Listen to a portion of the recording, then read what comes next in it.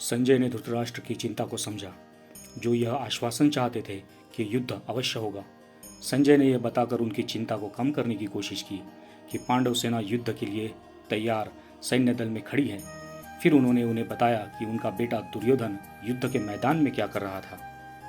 राजा धृतराष्ट्र अंधे थे, इसलिए उनके सबसे बड़े बेटे दुर्योधन ने हस्तिनापुर राज्य पर शासन किया। महाभारत में उसे स्वभाव से बहुत असभ्य, अहंकारी, दुष्ट और क्रूर बताया गया है। बचपन से ही उसे पांडवों से सख्त नफरत थी और वह उन्हें नीचा दिखाने का कोई मौका नहीं छोड़ता था।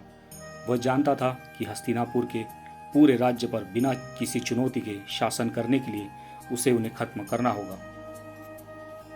हालांकि युद्ध के मैदान में खड़े होकर जब उसने पांडवों की विशाल सेना देखी तो वह हैरान रह गया। उसने पांडवों को कम आंका था। उन्होंने जो सैन्य शक्ति जुटाई थी वह उसकी उम्मीद से कई ज्यादा थी। दुर्योधन अपने गुरु द्रोणाचार्य के पास सम्मान देने के बहाने से गया था, लेकिन उसका असली उद्देश्य अपनी घबराहट को कम करना था।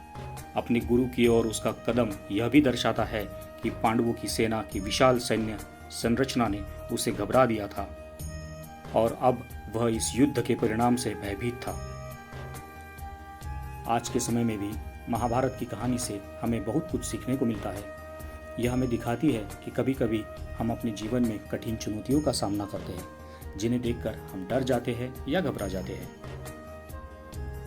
पर हमें यह विश्वास खुद के ऊपर रखना होगा कि हमारे अंदर एक बहुत बड़ी ताकत है और वो है हमारा आत्मविश्वास।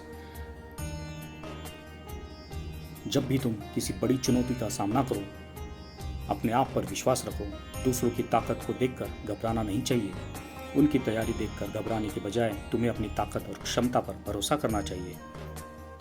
गीता का यह श्लोक हमें यह सिखाता है कि किसी भी चुनौती से घबराना नहीं चाहिए, बल्कि अपनी पूरी तैयारी और आत्मविश्वास के साथ उसका सामना करना चाहिए।